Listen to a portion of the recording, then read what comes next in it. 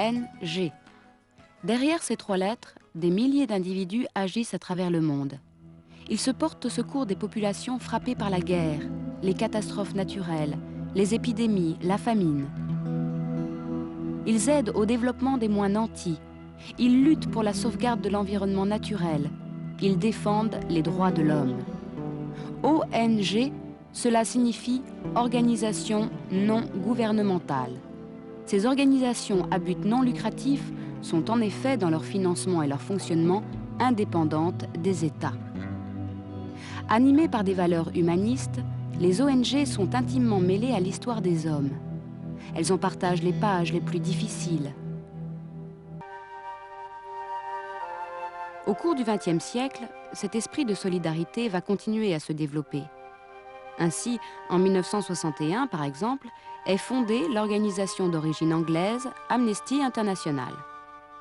Elle s'occupe de la promotion et de la défense des droits de l'homme. Son rapport annuel est un outil précieux dans le combat qu'elle mène pour la libération des prisonniers d'opinion et les victimes de la torture. Un combat pour lequel, en 1977, Amnesty International se voit décerner le prix Nobel de la paix. En 1971, la guerre du Biafra conduit un groupe de médecins français à fonder l'organisation Médecins sans frontières. Ils définissent ainsi leur mission. Les Médecins sans frontières apportent leur secours à toutes les victimes de catastrophes naturelles, d'accidents collectifs et de situations de belligérance, sans aucune discrimination de race, de politique, de religion ou de philosophie.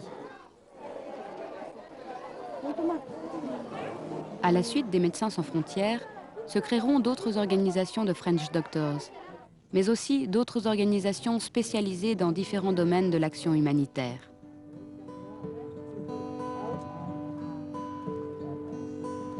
Unanimement reconnus pour l'efficacité de leur rôle, les ONG rencontrent cependant certains obstacles dans leur action.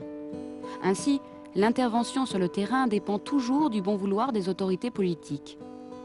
Refusant cette dépendance, plusieurs ONG réclament le droit de liberté d'intervention, ou même d'ingérence, mais en vain.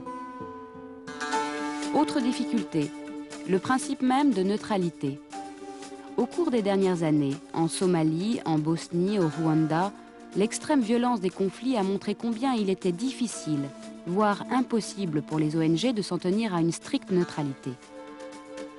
Enfin, il y a la question de l'indépendance. Une ONG est par définition indépendante de tout gouvernement. Cela signifie que son financement est assuré par des donateurs privés. Pour convaincre de l'utilité de leur action, les ONG doivent savoir communiquer, utiliser les médias. Et toi, Michel, quand tu t'es retrouvé au chômage 6 mois, t'étais pas dans un drôle d'état? Médecins du Monde, ils ont 43 missions en France et 29 centres de soins. Et je vais te dire, ils réapprennent aux gens des trucs aussi cons que de remplir une feuille de sécu. C'est de la médecine humanitaire de proximité. Les ONG sont donc dépendantes des opinions publiques. À bien des égards, les ONG servent de système d'alarme avancé.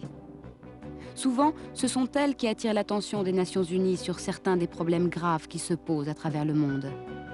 Même si elles ne peuvent résoudre à elles seules les problèmes d'une société caractérisée par ses déséquilibres économiques, sociaux et politiques, les ONG représentent l'engagement personnel au service de la collectivité.